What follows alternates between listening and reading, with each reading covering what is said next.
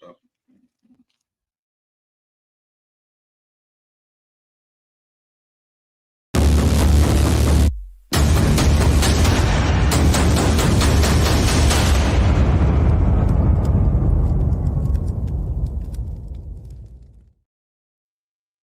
What's up, everybody, and welcome back to the good old Angry Nation with your favorite Angry American. And as always, Mr. Bob T. Toombs of Mountain Readiness and Sularoo and Tactical Rifleman. Angery is dealing with a family emergency right now, and so we're not sure what's up. We're waiting to hear from him. But we're mixing tonight. We're mixing the Angry American Nation with the Bear Nation, which is a lot of crossover there, probably 100%, my guess, as it is. What's up, Bear? What's up, bro? How are you? Good, man. How you been? What's going on in the Bear Nation? I mean, I track your videos and watch your stuff, but just anything new, anything fun. I mean, we can't talk about the fun stuff we were just talking about, but no, we can't talk about that. Fun? But you know when like people put a bunch of irons in the fire, right? And the reason you typically put a bunch of irons in the fire is like 3 or 4 of them are not going to work out. Yeah, that didn't happen with us. So I have 7 irons that we're all just trying to pound and quench at the same time. So between the businesses and the ministries, it's 100-hour weeks consistently. But everything's good, man. The Father's been good to us. Refuge Medical, Refuge Training, Grindstone, and Caleb House are kind of like the big 4. And then, of course, Bear Independent, here on the internet. And it all kind of stemmed from Bear Independent back in the day.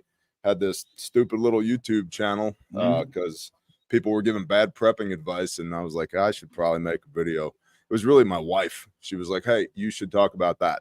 Like, yeah, I don't want to make a video. She's like, then shut up. Like, all right, I have to make a video. I remember your early videos, man. I remember way back in the day. Like, I remember when construction started and going through it, you were still shooting with green board and Romex hanging from the ceiling. They were terrible. They were terrible. They're still bad. I mean, I have the worst production quality on the internet. I just never. This is the same camera that I've been using for 5 years that a patron sent me. Like, I've just never upgraded anything. But here we are. Here we are. and here we are for sure. Yeah, I'm the same. I'm just starting to upgrade stuff. I've got lights and a camera. This is a crazy camera. It's not like a production quality camera. It's an actual webcam, but it's a little bitty thing. And it'll track and do all this stuff if you want it to, but I have to turn all that off. But it's a nice 4K camera. So, do you cover it with a Post-it note like that Facebook guy does, Zuckerberg? No, when this one turns off, it points itself down, so you can't see nothing. That's cool. Yeah, I always feel like I should cover all my cameras up, but I don't. And so the NSA probably has thousands of hours of filming me, which is cool. Oh, they do for your TV and everything else, bro. I stopped worrying about that years ago. Although I do still hunt hidden networks and things like that. I've got some equipment that lets me look for signals. I've got spectrum analyzers and other stuff, so I'm always looking for signals because I live in the boonies like you do, dude. So I know what signals are around me. Mm-hmm. Not like in the boonies like Sue and T. They live up in the hollers in the mountains. I live in the swamps of Florida, so. All those with the moonshine steels, and I married my cousin and sister and whatever. Yeah, it's in those areas. Man, it happens, right? We go to family reunions to pick up chicks all the time. Sue's family tree is got a transformer hanging on the top of it. Dude, what do you First time I've heard that one. That's a good one. I need to talk to you. Oh, that's an original of mine when I worked for the power company. I came up with that. That's great. That's great. Yeah. I'm going to use that now and again. What are you been up to this week, Stu? I didn't talk to you none, man. Or T. He's off in his own world. Yeah, he is. Right. Yes, he's doing his thing. What the hell you been up to then? How about you, Sue? I'm doing real well. I spent the weekend in down by Fayetteville or by Fort Bragg, but now it's Fort Liberty. And no, it's Fort Bragg. Don't ever say that again. It's Fort Bragg. Yeah, Special Forces lost one of their icons, Billy Waugh, the guy who wrote Hunting the Jackal, passed away at 93 years old down there in Florida, where you're at. Yeah. And he actually had 3 memorials, one in Ballstrip, Texas, one down there in Tampa, where SOCOM headquarters is at. And then this Saturday, we jumped in his ashes to Rayford Drop Zone because Billy Waugh was also back when he was a Green Beret in Vietnam, he was one of the first people to actually do a combat infiltration using the halo technique, high altitude, low opening, that commonly called skydiving nowadays, so. And now we've got Angery in the house. And look at that fine setup. What's He's up, looking good. Look at that, man. He's all slick. No, you stop it. Stop it some more. Come on. Freshly. I mean, he's sharp. Oh, stop it. Well, I just got home after 3 weeks out, and so I had to, unhobo myself. Here, how you doing, brother? I haven't seen you in forever. Yeah, Waco, bro. It's been since Waco, I think. In a minute. Good. Yep. How are you? Awesome. Yeah, we need to get together again. Yes, sir. Yeah, let's do it for sure. We got to check out one of Bear's classes, and it was right before like a 5 or 6 day class that we did. And man, I tell you, people don't run medical training like that. And I think, a lot of people give really good information, but people don't get you amped up, and they don't get you to essentially get, as we call it, schnitzeled in the dirt and stuff, and then have to do your stuff. I did one of his classes in Tallahassee. That was at a hotel, and even in a conference room, they know how to put people under pressure. In a conference room in a hotel, it was unique, very unique what you guys did, Bear. And to see the look on people's faces the first time they come in, they got like an airsoft gun, and they'll start just clapping off rounds, telling people, you've been hit, get your tourniquet on now. And they all just sit there kind of look around. And I'm like, what? We're like, no, this is the scenario. Go. And so it was really good, man.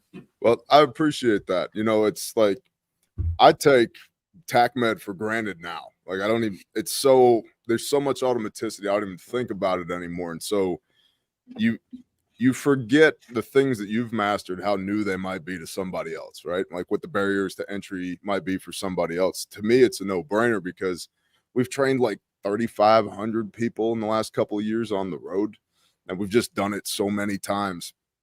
I don't think about it anymore. But when you see somebody who's brand new to it, and a lot of them are like I'm the thin line in between civility and chaos kind of, operator dudes, and, the shades and the CCW and the whole nine, and you fire 3 rounds with an airsoft gun and everybody freezes.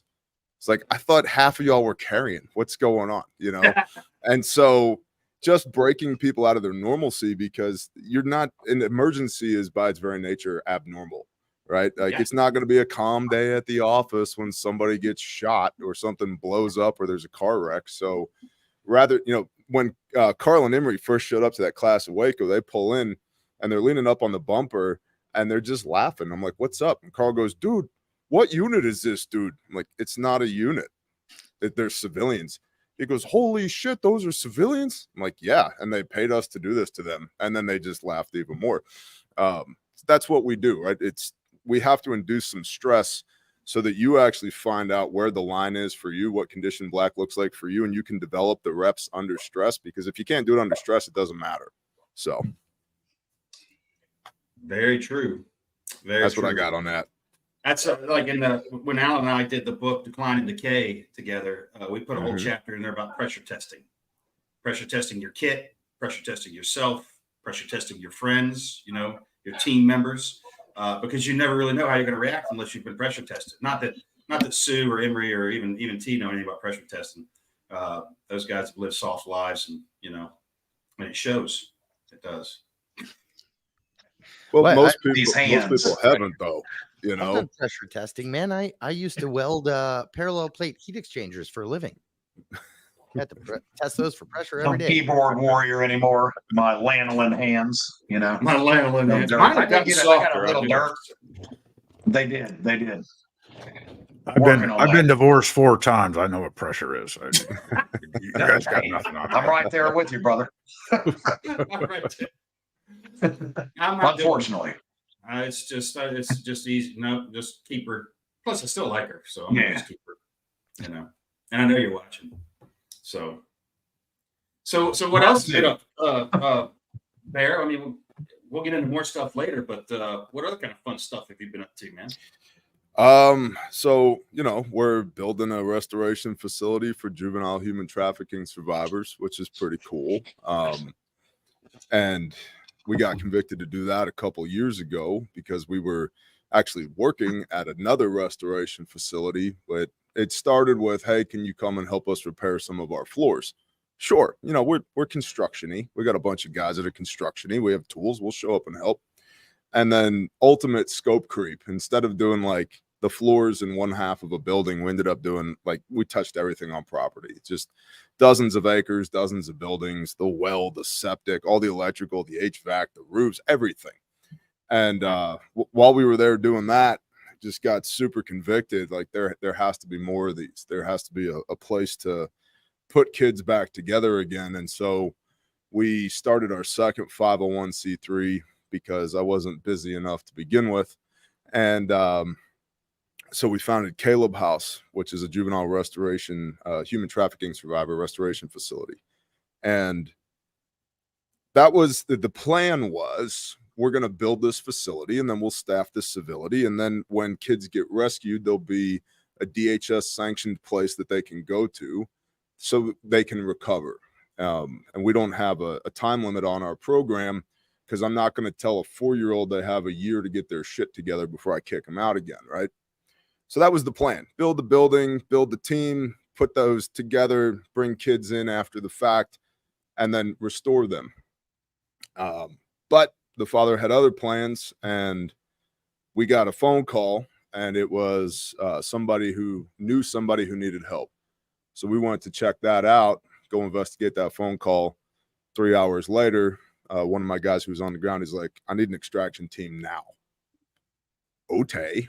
So I called some friends. We hopped in a truck. We go do an extraction, and then another one, and then another one, and then another one, because the first extraction led to the third, led to the second, which led to the third, and start uncovering this ring. And so we've had to set up a network of safe sites and staff those, with security personnel and victim services personnel and the whole nine. And so now we have 24 kids ages 1 to 19 without having the facility to put them in yet.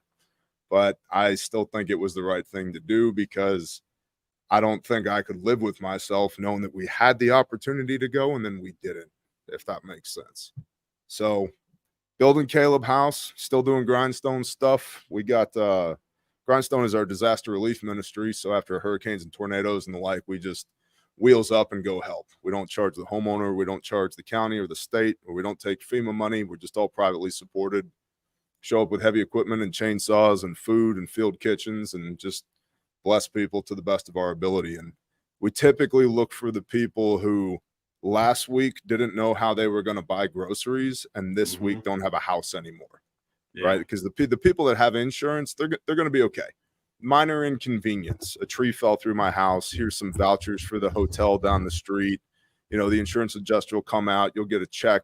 Your house will be rebuilt. No insurance. That's a whole nother ball game, man. And most of the time the vehicles are smashed and all the infrastructure is destroyed. And so we go in there and we do what we can to help. And what's cool is that you talk about pressure testing is that it creates an opportunity for people who are interested in preparedness to come and be a blessing to somebody else, to come and do good shit, but also pressure test their systems. Bring your bug out bag and live out of it for 10 days. You'll find out real quick what you need and what you don't need, right? And so, we do that. We do refuge stuff, and I talk at the internet, which is what we're doing this evening. So how about you? What have you been up to? I haven't seen you in a couple of years. Just writing books, man, and then life happening. We're trying to get this thing made into a TV show, and that's got some roadblocks at the moment that I'm trying to unblock. Started that today, by the way, Holly, just so you know that conversation. And we started this podcast with these guys because it's a great group of guys.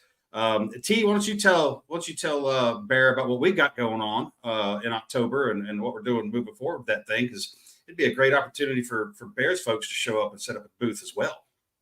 Cool. For sure. So, long story short, I am not an ex-military guy, anything like that. Just the average Joe who grew up in a more simplistic lifestyle. for the first 15 years of life. But you know, my wife and I moved here. That's really watering that down. Yes, yeah. No electricity, no running water, middle of nowhere until I was No 15 house. when I left home, and Yeah. no house, living in tents, cooking on campfires. Pretty much though, survivors barely surviving. You know, you'd be surprised what the human body can get used to when it has to, right? We all know that. It's and testing that pressure testing, that was kind of a normal thing for us, you know. But what you guys are talking about there with the pressure testing, that's exactly what everybody needs to do. So, and I have gotten, you know, soft over these past few years of sitting in front of computer screens and turning light switches on and off. But mountain readiness was something my wife Amber and I put together, kind of the same thing that you were talking about. We saw a lot of people doing a lot of stuff on TikTok that was dangerous and you shouldn't be teaching people. And we are not experts by any means. We put this together to bring like-minded people together to learn from each other and build community and make those connections that are next. It's necessary because the lone wolf thing doesn't work. We all know that you can't do it all. And so much in this day and age, people get the blinders of a mindset. I'm a prepper. I'm a bushcrafter. I'm a tactical guy. I'm a, you know, whatever. I'm a homesteader. And so last May, we decided to put on an event that consisted of bringing all these different individuals together in one spot. We had the tactical, we had Chris and his guys, we had homesteaders from Homesteader from America, we had bushcrafters, we had preppers, brought them all one place and said, hey, look, you know, look what all this common ground that we have that you guys are missing out on by, you know, secluding yourself to just this one group. So it went off pretty good for the first one, I think. And so now we're going to do it yearly, and we are trying to do one in the middle of the year as well, which is October the 20th through the 22nd. We'll be releasing everything July 31st, Monday, for tickets and all the classes. And we'd love to have you out there. If you have a free moment, it's Harmony, North Carolina. Got a 106-acre campground there that we do all the stuff at. And check your calendar if you can make it out, man. We'd love to have you set up, promote what you're doing. I mean, you're doing some great stuff. I appreciate that. Hey, do you have a website for that? Is there a link? We do. www.mountainreadiness.com. Mountainreadiness.com. Very cool. All together. We're going to call it Appalachian Readiness, but we found out people can't spell it. So we're like, just go with Mountain Readiness. That's no shit. You know what you should do? You should start a YouTube channel and name it Bear Independent and see how many angry emails you get. Yeah. I tried to email you. Okay, well, what was the email address? It was BAREENDUHNP_PQ.org. Like, no shit if I didn't get your email because spelling's hard. We're still having problems now and again with readiness. You know, people's like READYNE. I'm like, well, almost you know, got it. I'm curious, how many questions do y'all get where it's like, you know, for better or worse, Google's a thing. You know, like it would have taken far less time to punch that shit into Google instead of like, hey Bear, you know, what's the max velocity in unladen barn swallow? Like, I have no idea. You know, ask Google. Yeah, and ask what the velocity was for a laden swallow. I would have known that. But an unladen one, I had no idea how fast they could fly. Yeah, all of my barn swallows are birds of burden, so I've never had an unladen one before. So. Yeah, you guys run into that? You get those questions a lot too? Oh, yeah. Hey, and Embry, since I'm going to go around the table here, we had Bob or T do his. There's a lot of folks watching don't know who the hell we are tonight. Some of us, anyway, for sure. And so go ahead and tee off, Embry. We're going to let you give out your spiel, and then we're going to take a little break, come back. We're going to have Sue do his, and then we're going to get into some cooler stuff to talk about. You mean I can talk about myself again? Yeah, we want you to talk about yourself again. You know, damn it, Chris. What you're always talking about. Go ahead. Yeah. Well, so those of you guys who don't know me, I'm Emery, as you can see, right? Where is it? Right there. Yeah. So what I do is I do training, and I have my own company. prime combat training. I also train with that weird guy with a crooked nose down at the bottom of the picture. So Sue and I do a lot of stuff with tactical riflemen. So that is a crew run primarily by my good friend Carl Erickson, and so we have a YouTube channel and all that Carl really started it years ago to get people to come in and put asses in seats to get people to come train.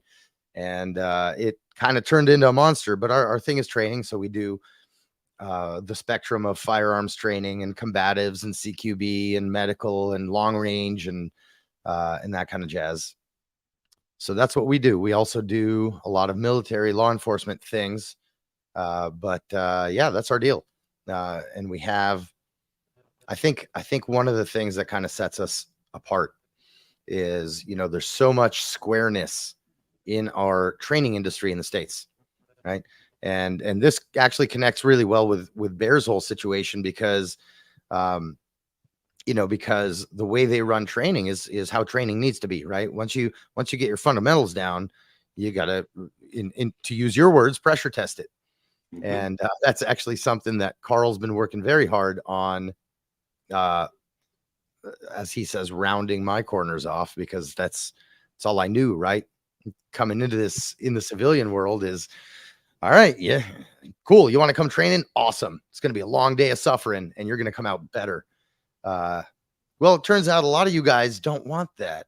No. Everybody wants to do cool guy shit till it's time to do cool guy shit. So exactly. Nothing about doing cool guy shit is actually cool. No, or fun. Fun. Suffering's the name of the game.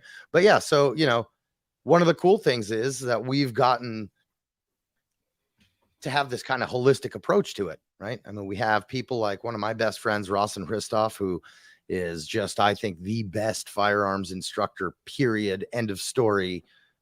Throw the rest of the book away because there is none. Yeah, so we work with him a lot. I've learned, man, he has shifted my entire paradigm of not only shooting, but training in general, understanding your students, that kind of thing. So, whether I'm working one-on-one privately with someone or a class or, a SOCOM team, right? That's stuff that we've now brought in also from the competition / philosophical world. Makes a giant difference. And then you put that in the pot together with mixing combatives, knife fighting, whatever on the range, you're getting this big picture. Driving. Yeah, that's the one I want to do next time with you guys. But hey, we're going to take a quick second for the necessary shameless plugs, guys. Bear with us. There won't be many of them. And we're going to knock this out real quick. And we'll be right back in just a second. Let's talk food storage real quick. Now, I know you guys have seen this stuff in other places, but I actually ordered this. They didn't give it to me, and I was a customer before I became an affiliate with them. This stuff's fantastic. First, it tastes really good. Brickhouse Field of Greens, and I really like the berry. This is actually my favorite, the berry flavored one. With this, you get to replace all the vitamins and minerals that are lost through the preservation process. So you want to find a way to supplement that. One scoop of Brickhouse Field of Greens is your daily serving of fruits and vegetables. Cool thing about the Brickhouse Field of Greens like these, and they have other products too, but this will fit right in the rucksack. One scoop out of this mixed in a glass of water is your daily serving of fruits and vegetables. These things are chock full of superfoods. And this is not a supplement. Brickhouse is food. Check out Brickhouse at the link below, guys. Buy something, give it a shot. I'm a fan. I use it. I think you guys could too. I hate watching myself on camera more than I can speak. I don't even like the sound of my own voice. Thank you, Bear. I don't want to hear it. I don't want to see it. Like, we'll do a video. Mel will go to watch it later, and I'm just like, turn that off. Get away from me. I don't want nothing to do with that, like, at all. So I think the people that like hearing I think we all do. Those people need to not be anywhere. Yeah. Yes. Yeah. Well, then I get chastised by Amber. She was like, could you not sit there and watch yourself? I'm like, I'm literally just trying to figure out how to not sound stupid on the video next time. Oh, she's like, no, that's not what it is. I just caught the reminder that flashed across the screen. There we go, guys. So we do a giveaway tonight. We're going to give away a IFAC from Refuge Medical from Bear. And the way we do this is you have to type a hashtag into the comments. You type it, and then it's an automatic draw. We don't do it. Tonight's hashtag is Coke in the White House. Not that that would ever happen under any circumstances, or a guy die in a former president's backyard and there'd be no video footage of any of these things in modern day America. We live in fantasy land. There it is. Right there's what you guys are getting. You're registering to win tonight. StreamYard will pick the winner, and Bear will ship it out. And Bear, let me know what it costs to ship and everything. I'll take care of you. But we appreciate you doing it, man. I got an entire shipping department, homie. It ain't a thing. And also, it's going to be literally this Bear Fac lived outside for a year. Pressure test, right? This thing, rain, sleet, sun, hail, all of it. I just left this one outside for a year just to see what would happen to it. Nothing. It's fine. So this is literally the one you're going to get. And for all the Bear fanboys out there, you can sniff it. It kind of smells like me now. So, if you want to snuggle up next to it at night, it's all you. I would prefer you use it to save a life, but whatever you're into, homie. And FYI, I got to ask you. So that smell, is that cigar and desperation? It's kind of. There's a little bit of whiskey in there as well. But I had an entirely different idea of what that might smell like, but I'm not going to say it. So listen, the a-holes inside of my company have been trying to get me to get a life-size bear pillow in the store forever, and I won't do it because some weirdo is going to poke a hole in it in the wrong spot and cuddle up next to it. I'm not for having that. Definitely that would happen. Yeah. Just ruin that pillow. Just ruin it.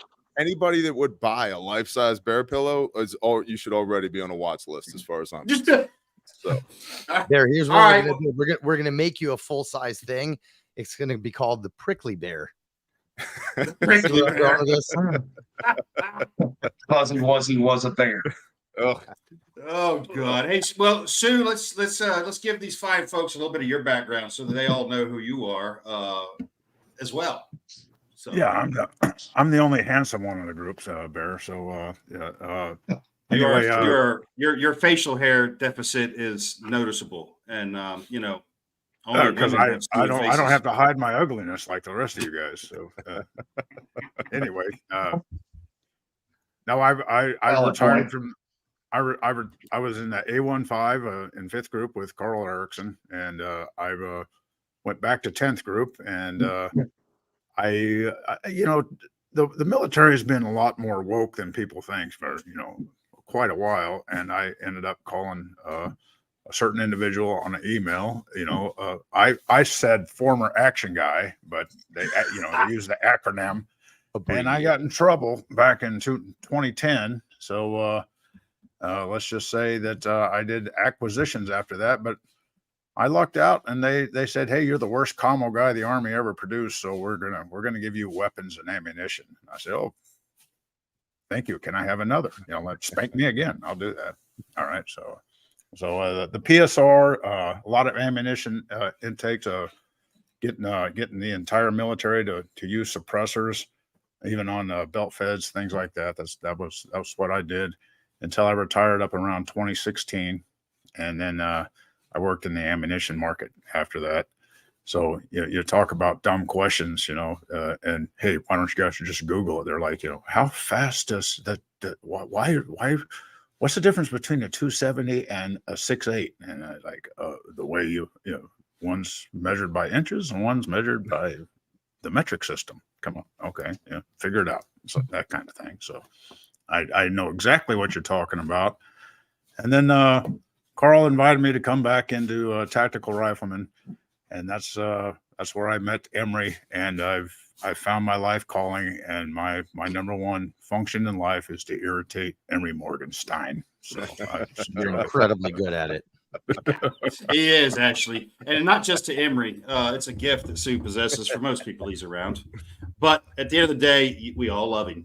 We do.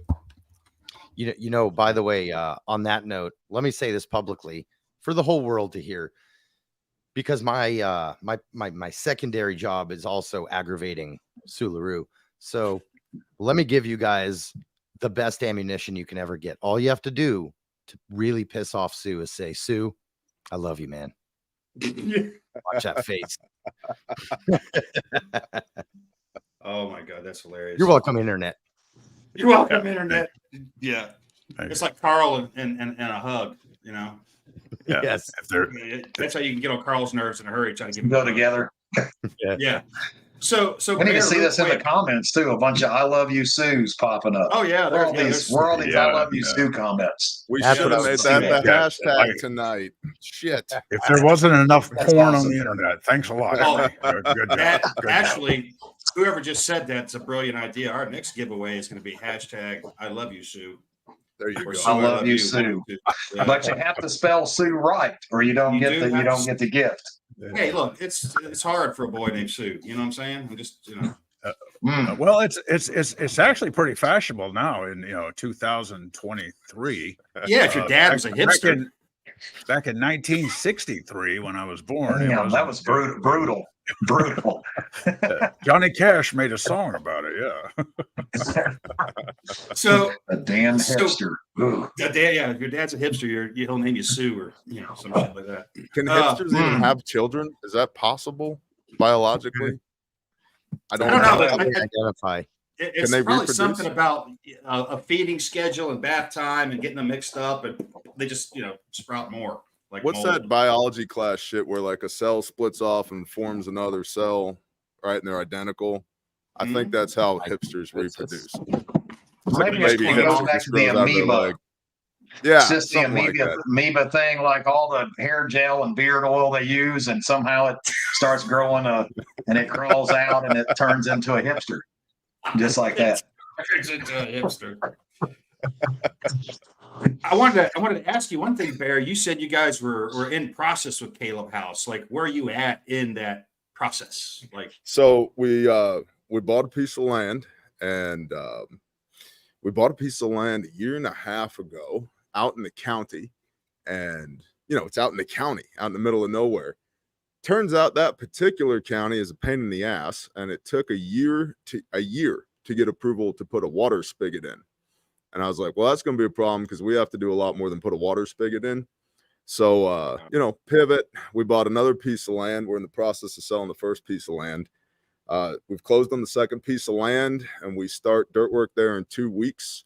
We're putting up a barn first, a 40 by 80, 19-foot high wall barn with concrete slab. We'll put a barn door inside of it. The wall height is intentional, so we can put a 2-story barn door inside of it for a caretaker. And when I say caretaker, think like, guy with a weed whacker with an AR on his back kind of thing. That's what I mean by caretaker. a proper caretaker. Yes. A proper caretaker. Hey, Sue, when you're not busy, come on out. But it's in the middle of nowhere, which is awesome. And so we bought the land. We've already bought the barn kit. A member of the Bear Nation donated us the use of his dozer for the dirt work, which is awesome. We've got the dozer, so we're just about ready to press play there. We have to do some road work because the road going in is not great, but I'll take it. And then we're in the process of it is. And Emery, at some point I'll show you the location. You do a little map recon on it, but it's phenomenal as from a security standpoint. It's phenomenal. Nice. So anywho, we're about 2 weeks out from breaking ground there. We just did a Whiskey with Bear fundraiser down in Dallas, which I'm an idiot. I didn't realize that there would be that much talking. And then everybody on my staff reminded me, hey, asshole, it's called Whiskey with Bear. What did you think it was going to be? So I talked for 5 hours, but as a result, we raised a little bit of funds, but we also got a commitment for an in-kind donation for all of the electrical on property, which is huge. And also the paint. So materials and labor on electrical and materials and labor on paint, which is badass. Because we're gonna have the barn and then what we call the big house. And the big house is a large building that on 2-story building on the ground floor has medical rooms in it, one of which has to be used for a SANE exam, which is a very unfortunately named exam for essentially what's called a rape kit. And that has to be done in a controlled environment by a medical professional overseen by a badged officer of the law, so that we have a clear chain of custody on that that evidence. Otherwise, no clear chain of custody. We can't use that to prosecute assholes after the fact, right? So a couple of different medical rooms, a law enforcement room, an office for our on-staff attorney, an office for our on-staff trauma therapist, offices for the victim services people, which is a fancy way of saying the people who basically facilitate for these kiddos, make sure they got everything that they need. A classroom, kitchen, blah, blah, blah. And then the upstairs is live-in quarters for the executive director on property, because I think it's really important that the executive director live on property. The first reason is from a security standpoint. If you're constantly coming and going from a place, just that traffic can attract attention. And unfortunately, some of the people that we take these kids from view these children as their product. And in some cases, they want to get their product back. I'm not welcoming a gunfight, but also FAFO. Like, you're not getting these kids back. We're just not doing that. So by having the director and the caretaker and all of our white collar professionals on site, rather than having to take the kids to them all the time, they have offices there. They can come and go as needed, and then the kids can see them as needed. So that's what we awesome. call the, thank you. That's what we call the big house. And then we're doing the care house, the house parents model. So we will have multiple footprints of essentially the same house that has living quarters for a man and his wife and up to 6 children in each house, including like a classroom in each house for homeschooling, whatever you might have. And on this property, we can fit 10 to 12 care houses on property. Wow. And my goal is to get 60 more beds up with this first facility, because DHS, Department of Homeland Security, is the federal agency that has oversight on human trafficking in the United States of America. Anybody who's a day less than 18 years old or younger is a juvenile human trafficking survivor. Because they're not an adult, they don't have autonomy, they fall under the jurisdiction of DHS at a federal level. So every facility that is going to house these kids has to adhere to the DHS standards. Cool. Ours exceed those standards. In this country, in the entire country, there are currently 420 total DHS sanctioned beds in the entire country. 83,000 kids per month go missing, and we have 420 beds total. So the first Caleb house, which is what we are building now, we aim to get 60 beds online. Then after we build that one, I'm going to build another one and another one and another one.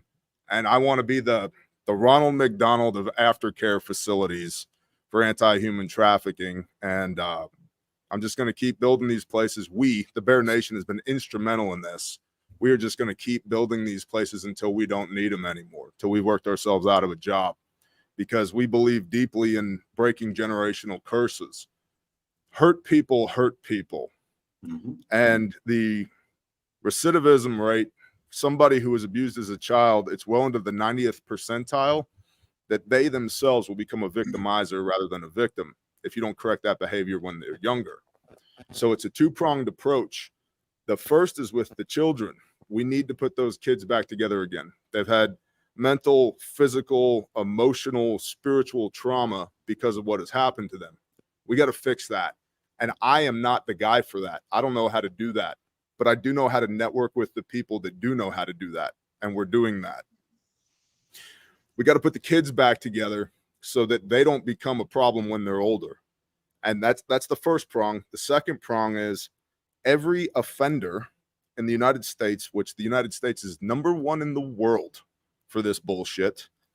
Every offender is statistically responsible for 82 victims, not 82 incidents, not 82 crimes, 82 victims statistically. And so we also need to jam up bad guys as much as we can. So we need to jam up bad guys as much as we can and fix as many kids as possible until this problem goes away. And that might be in what the entrepreneurial space they call a BHAG, a big, hairy, audacious goal. Sue me. Yeah. I can't think of a better thing to point myself towards than that, right? I don't know of another thing that's more impactful than that. And so that's the overarching strategic vision of what Caleb House is. We're not building a house, we're building a future for these kids. And while we're in the process of building that, we are also simultaneously on the back end. We've built a damn good civilian S2 shop, and we integrate with a lot of people from the federal level on down to the local level to make sure that bad shit happens to bad people, so that the people who are out there perpetrating this bullshit, they get what's coming to them. And we don't, on open channels, we don't talk a lot about that because means and methods can't be exposed, because I don't want the bad guys to know how we do that. But we do, and that's super cool. And we've been blessed to partner with people from pick an agency, pick an organization, pick a unit, people who have reached out on their own time, on their own dime. We want to help you do what you do, and that's incredibly humbling. That's the jam up bad guys course of action. The other one, fix kids course of action, is where Caleb House, the facility, comes into play. And we're currently fundraising to raise the $1.5 million it's going to take to build out the big house and the first care home. And we actually have coming up in Fort Smith, Arkansas, March 8th through 10th of next year. So springtime, we're doing the Refuge Ruckus, and it's a 3-day event. So it'll be Friday, Saturday, Sunday. On Friday, we'll have speakers, vendors, presenters, food, live music, the whole nine, kind of like a prepper con kind of thing, right? People can get together, hang out, exchange information. You know, if they want to buy a knife or a bug out bag or whatever, they can do that. And we'll have people, you know, speaking, presenting, blah, blah, blah. Saturday for us is a day of rest. So if people want to get together and read the word with us, they can. If they don't, cool. Hang out in your hotel room, go see the city, whatever you want to do. Sunday morning, we ruck. And we are rucking right through downtown Fort Smith, Arkansas. And the average age of a juvenile human trafficking victim is 12 years old. And the average weight of a 12-year-old is 101 pounds. And so I'm carrying 50 and a half. I got a brother who's carrying the other 50 and a half. And we're going to encourage as many people as we can to sign up for the ruckus. And the idea is you and your circle of influence, you get people to sponsor you for this ruck. We ruck through downtown. If people say, I'll give you $10 a mile, and you ruck 5 miles, that's $50, right? And it's a fundraiser for Caleb House. We're going to take those funds, turn around and put them right into the construction budget for building the facility. So that's a long-winded answer to your short question, but that's what we're doing at Caleb House. The idea here is to break generational curses, fix these kids, because everybody focuses on the rescue, and they should. Rescue's important, but they focus on the rescue because it's the sexy shit. Let's throw our plate carriers on. We'll stack up on this door. We'll bang the door. We'll run in. We'll grab the bad guys, grab the kids. Everybody high fives. We go drink a few beers, and that's the end of it. But what do I do with this kid? Yeah, that's like the prepper community's concept of the IFAC, right? They think that since they've got their IFAC, they're always good to go, with no concept of aftercare. Like, if I got to put a tourniquet on something or somebody, how do I then, without a higher level of care, convert that tourniquet later? And most people don't even know what that term means, let alone how to do it. And again, so for everybody watching, because I know a lot of Bears folks are in here, I'm going to say we do a show after this too. It's through my Patreon, and you can join it for $1 and then cancel it. I don't care if you guys want to come in. It's called On the Rocks. We do it on Rumble. So that'll be coming up, and we run a quick little promo so you guys can see that, and we'll do that real quick and we'll be right back. The First Amendment says freedom of speech. It doesn't say unless it hurts somebody's feelings. Haven't had enough yet? Stick around for the after show. Bolder, grittier, angrier. On the Rocks with Angery American and the gang is coming up next. Well, Bear's gone. He'll be back. He probably ran to the head. Out. Oh, man. Where were you this week, Emery? Were you? Where was I? Were you out and about? I'm always out and about. You know, I come home for I give my dog a high five and then I'm off to the next thing. But we had actually kind of an interesting week that I did want to bring up. I had Rawson out here for a couple of weeks actually beforehand, and we were doing training. We were actually specifically preparing for a training that I have coming up for a military unit where I have to be teaching a lot of Rawson stuff. So we've been doing a lot of prep. We have some cool new things that we're going to be putting out to the public soon. But then we went right from there into a 3-day class that we just ran called High Risk Travel. And so that just got done. I just got home from that. And that's a pretty cool, unusual thing that we do. So it's kind of teaching people how to travel places in the sense of securing themselves, how to plan, how to pack, all that stuff. There's a lot of classroom stuff in the beginning, but then we get into how do you plan routes? How do you go about your business? And how do you detect if you're being surveilled, what to do about it?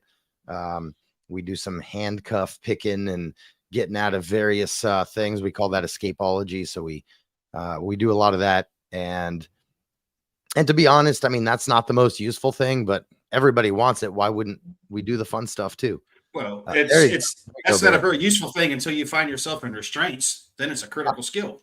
Well, I'm not gonna destroy one of our final exercises in the class by spreading it all over the internet. But you know, you're gonna be put in some uncomfortable situations, very controlled, and you know, I think the biggest thing isn't to get stuck somewhere and handcuffed and duct taped and bag over your head and everything in a confined space.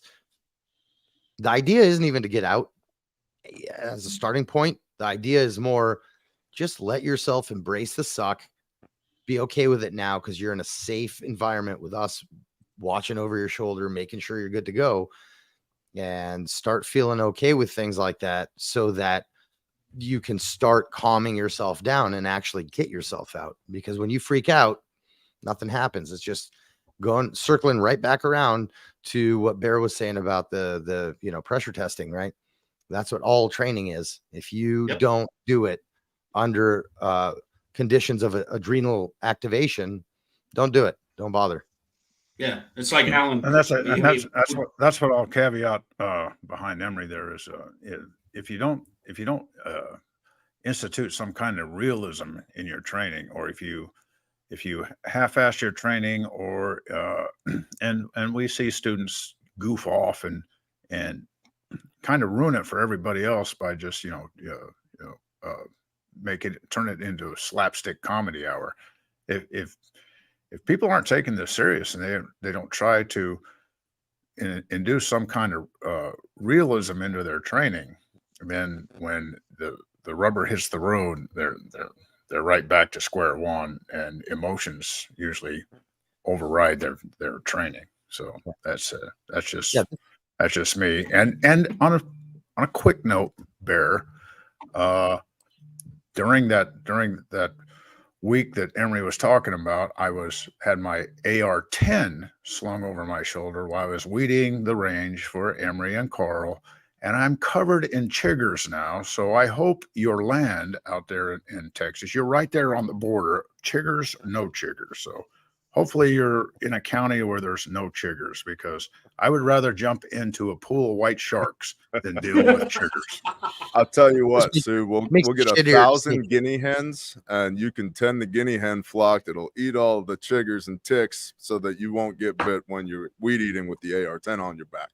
Bear, I took you for a smart of that. But if we're gonna get animals and put Sue in charge of animals, man, right? We gotta send you back to school. Emery, have you ever seen a guinea hen? Of that. Guinea hens with AR-10 and weed eating. I mean, we need a picture. Guinea hens need nothing from nobody. Like they're sovereign. They're completely sovereign. They are. And they'll let you know about it because they make a lot of noise to let you know that. Yeah, I'm still here. This is my yard now. Mm-hmm. Yeah. My favorite thing about a guinea hen is how it tastes. Other than that, you can keep them. I hate guineas. They're good on snakes too, though. Man, we used to have them. They will eliminate every snake you have laying around. I mean, they just take everything out. They're killing machines.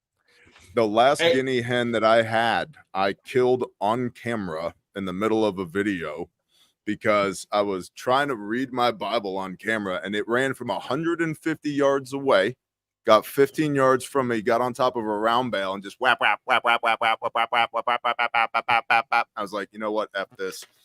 Boom. 185 gram plus P, blew the guinea apart. And it's like, so anyway, back to Matthew chapter 5. Yeah. Oh God. May you rest in peace. Hey, Bear, I want to say one thing, and then I've got something we're going to have Emery talk on for just a minute here too. But yes, sir. But from all of us, I know I can say this, that if you ever need any help with this stuff, you know, Sue's in North Carolina, Emery's usually in Indiana-ish or Kentucky. I'm down here in Florida. More network, you know, as we all do these things. So never hesitate to reach out if there's something that happens in our AO that we can assist with, or if you just need help, just give us a shout, man. Always. Thank you very much. No, on that note, Bear, I was going to ask, with your whole description you gave us, you know, it's such an incredible cause. I'm not even talking about Refuge Medical and all those things, which are awesome in just helping people personally, but everything with the Caleb affair that you're doing. How do people watching this go help you? What is needed? How do they reach out? What do they do? There we go. Thank you. Caleb with a K, calebhouse.org.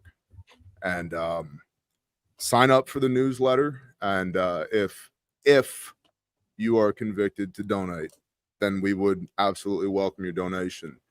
If you're not, no sweat. I'm not out here to shill for anything or anybody. And I never want to be one of those guys that, you know, raises $100 million to buy a plane to fly to Africa to preach the word. You know, it's not what I'm about. But right now we're in the fundraising stage for Caleb House, Caleb with a K.org. And we also are welcoming in-kind donations. So if you're a framer, a roofer, an electrician, HVAC technician, concrete guy or girl, lighting specialist, carpets, everything it takes to build a house. I will tell you right now, there is a background check and it's significant. You will have to jump through some hoops because the location of the facility is controlled information. Because again, OPSEC, legitimate OPSEC, not just prepper porn fantasy OPSEC, but it's legitimate operational security. So if you can pass a roto-rooter from my analysts who all used to work for no such agency, cool. But we need in-kind donations and we need funds for building materials and construction. And then after that, the next step from there is we need people who are convicted to be house parents. And that's probably the hardest part about what we do, because you live in a house with a kid that's broken and your job is to love them and unbreak them. And that's so overlooked, man. And what Caleb House does is, rather than taking these kids and putting them back into the system, back into the foster care system, or making them state property, putting them into an orphanage, which, by the way, the likelihood that somebody who has been trafficked will be re-trafficked is 77% statistically. So rather than putting them back in that situation, many of them were trafficked from that situation in the first place. We have to have a way to break this generational curse, to break the cycle. And so Caleb House functions as a cutout. Instead of going back into the system, they come over here to us, where we raise them up in the way that they should go, give them vocational training, you know, teach them, provide access to all the white collar professionals that they need.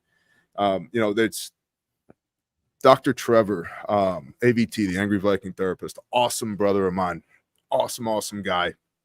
And he talks about everybody has trauma. Some people have big T trauma, 1 or 2 critical events in their life, and other people have little T trauma, where it's dozens, hundreds of small traumas, micro traumas that build up to, in either case, create a chemical imbalance in your brain where you just simply can't function anymore.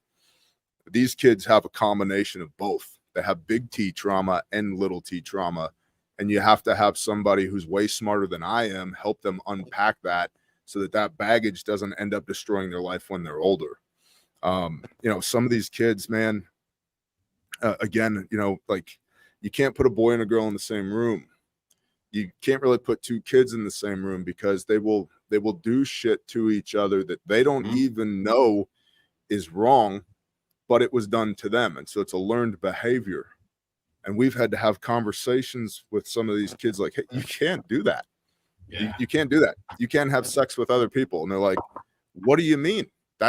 I'm not having sex. But like, no, that's sex.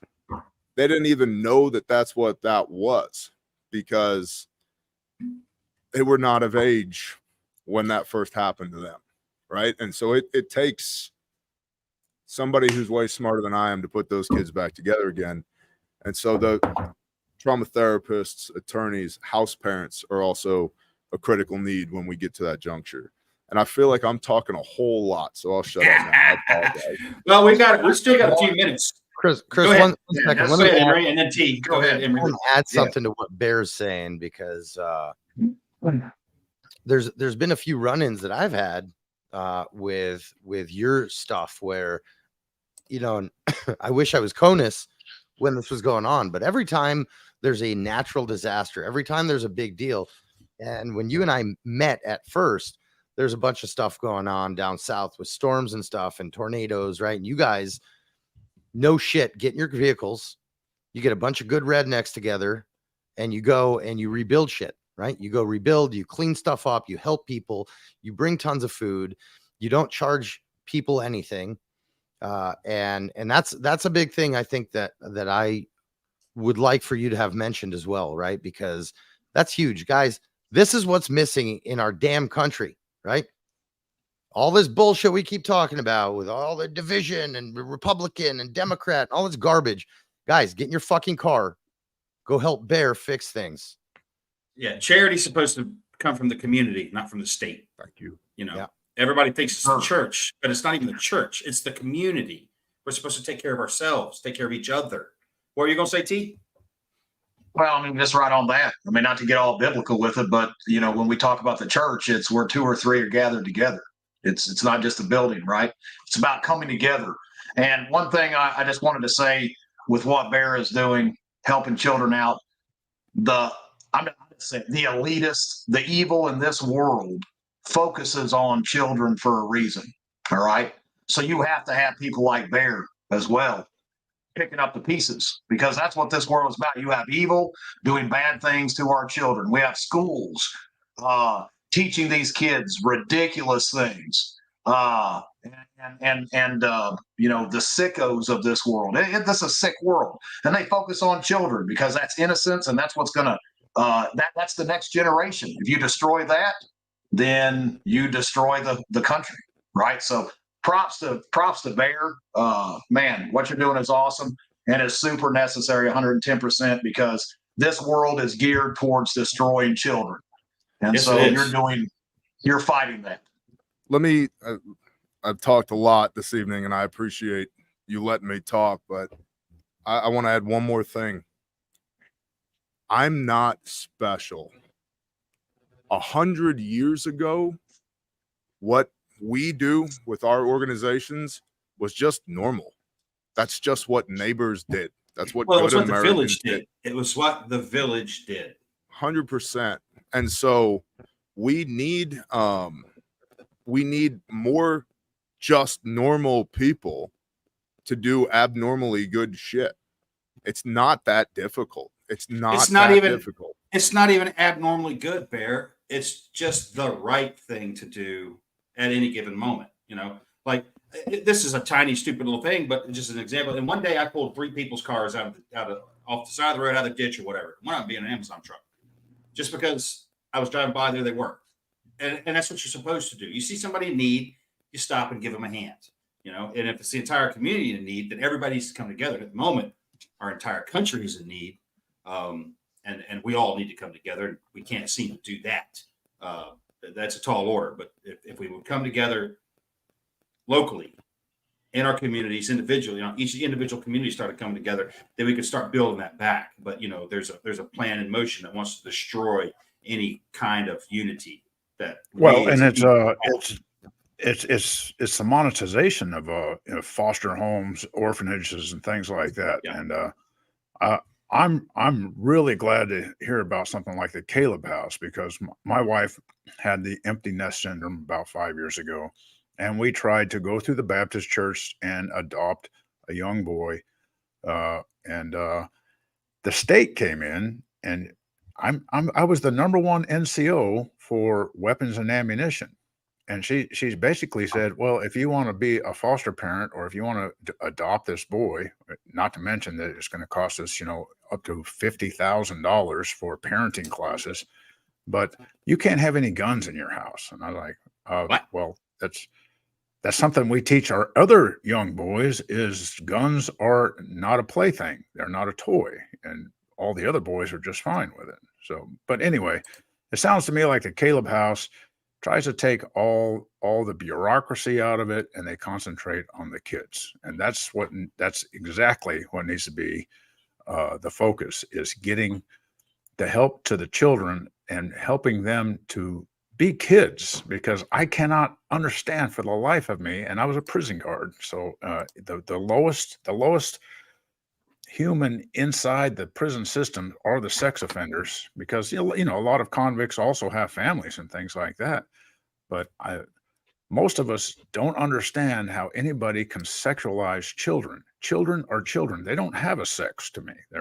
They're just children. Yeah. And I'm not trying to minimize them, but they should be allowed to have a childhood before they even talk about anything sexual or anything, being abused in any kind of way. They should, every child in this country, in this world, should have the right to be a child. That's simple. Hey Bear, you got a few more minutes you can hang out, because I know we're at 9 o'clock, which is an hour, but I still got one other thing I want to bring up for Emery, because I want to get Emery's take on something that's happening right now. I'm 100% on your timeline, brother, and Awesome. I'm probably the reason we ran over, so I apologize. That's why we had you here. I mean, me and you haven't talked in it's been several years now at this point. I get busy trying to write books and doing all the other crap that I do too, and it's good to catch up. It's good to sit around with guys like this.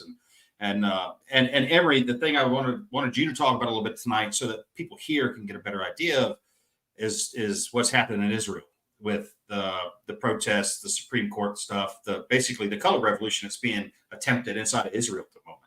And just so people can get your take as a someone from there, the scoop. So enlighten us a little bit about what's going on there, man. Let me do this, because this is such a huge topic, right? I will speak to this briefly now, and then what we'll do is I'll just give you a 30,000 foot kind of 2-sentence overview kind of deal. And next week, if there's interest, we can delve into it a little more deeply when we're not at an hour and 2 minutes. Give us a little more two sentences, just come. 2 sentences plus 3 words. Yeah. So the bottom line, let me start this way. The Israeli government has lost its frickin' mind. Okay.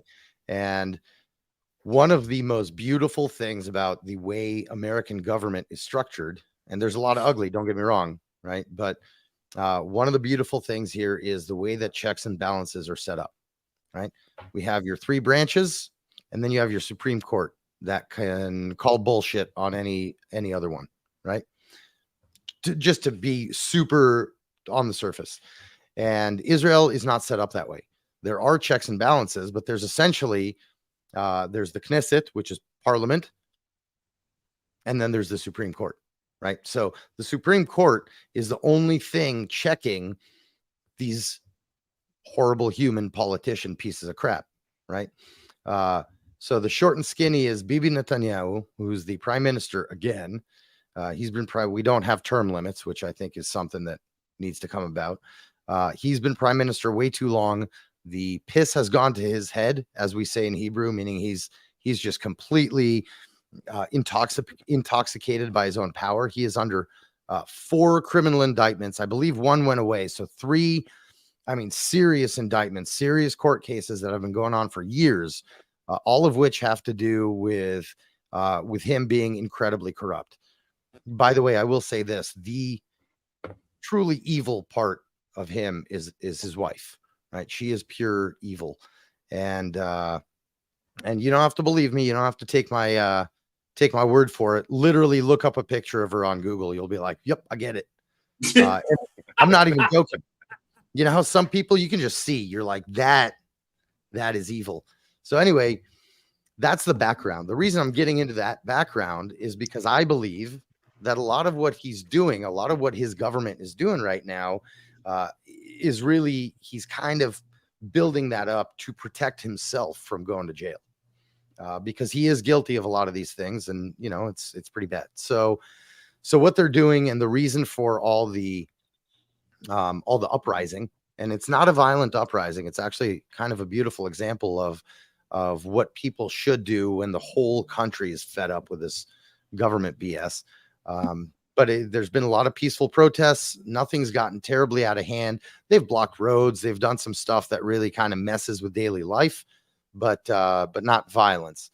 So what kicked this off is a couple of separate things. One, the government has decided that what they're going to do with the Supreme Court is they want to limit the Supreme Court, meaning if something is passed in our Congress or our Parliament, the Supreme Court, you know, if it's passed beyond a certain percentage or whatever, and I'll give the actual description and everything next week.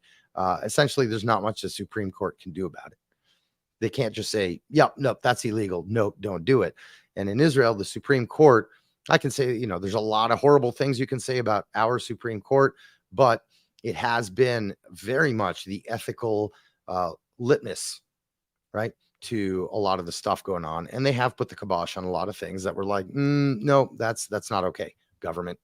So now he's trying to restructure how they admit judges into the Supreme Court, all these things. That's kind of part one. Part two of this is how he's done it in terms of building his coalition, something we can speak about later, but we don't have a two-party system. And so when you get voted in, you take however many mandates, however many votes you got from the people, and you have to pass 61% out of the 120 seats, right? So 61 seats, 51%. You have to pass 61 seats in order to actually have power. So let's say you got 48 votes. Now you have to build a coalition with other parties to get to that 61 plus. And what he always does is he goes with the ultra Orthodox parties who, okay, whatever, you know, you have a religious thing, but what people need to understand is these people are not connected to reality. And I'm not talking about religious people in general. I'm talking about these specific organizations of, they're almost like cults, right? And so what happens is they're very self-interested. They don't have any relationship whatsoever with the rest of the people in the country. And so all the laws they try to oppose on people are just insane. And so, you know, here you have a minister of interior security who never served a day in his life in the military in a country where everybody has to serve. And he didn't serve because he was a religious extremist who went and tried to do stupid things and got himself in trouble with the law. And so the army was like, nope, we don't need pieces of crap like you. That's who's running our police forces now. That's who's making all these decisions. And so it's, you know, it's a severe issue. Another thing, and the reason I bring up these people is because one of the things they've been doing, and there's another minister like that, same exact thing, didn't serve in the military. Military didn't want him because he was a nutbag, who's also in charge of a lot of that stuff. So these people have come out and made statements, never mind if the statements, what meaning was behind them, right? Words have a meaning.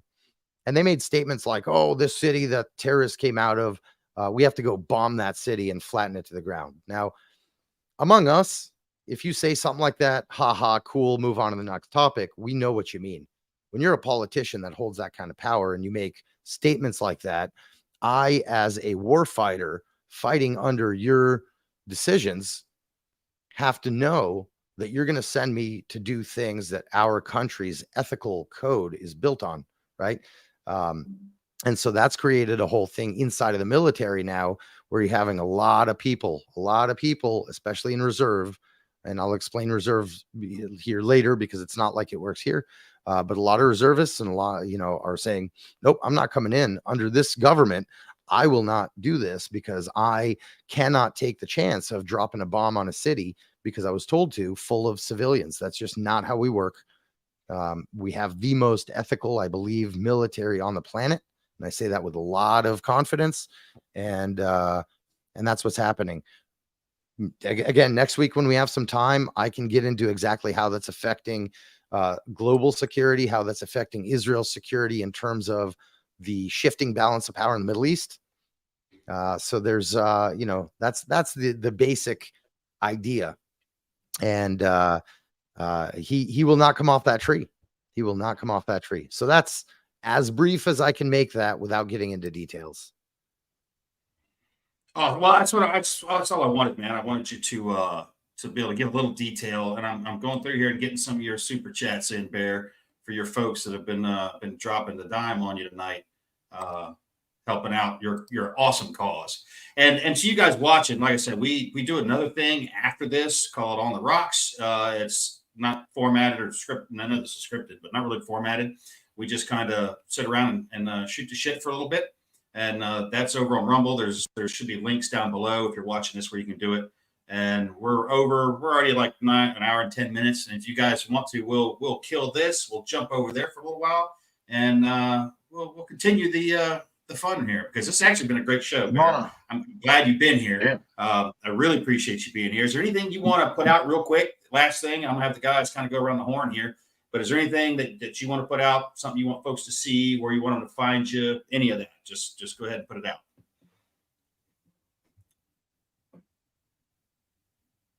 He's like, I think I said it all. All right. So, T, you got anything you says that with? Really? Are you gonna spin that dial to see who gets that bigger smelling? We're gonna do that in just a minute. I'm gonna let you guys kind of wrap it up, and then we're gonna do our giveaway before we go away. So that's how you keep them here. Cool. The end. So anything else? No, that's it. I mean, that's Bear. Great job on what you're doing, man. You go above and beyond. It's important. I can't stress it enough. Taking care of kids. How can you put anything above that? So awesome job. All right, Sue, you got anything you want to close out with?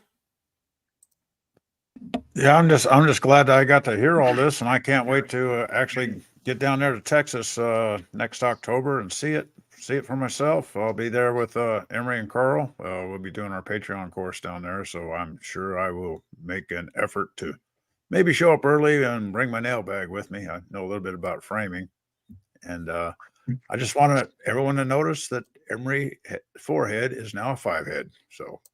All right, guys, here we're going to do our giveaway real quick. Now, this is an automated thing. We don't get to pick. Bear has no input, neither do we. So we're gonna roll the big wheel here and see who gets to win Bear's iFan, which is the same one I carry on my belt. Actually, the ones I got from you back in the day, Bear, I still told them. It's a pretty good kit. Yes, yeah, it's a great kit. It's perfect. There we go. Kentucky Freedom. Nice. Is that one of your known entities? One of your I don't recognize that name. I think that's awesome. That's awesome. There we go. Kentucky Freedom.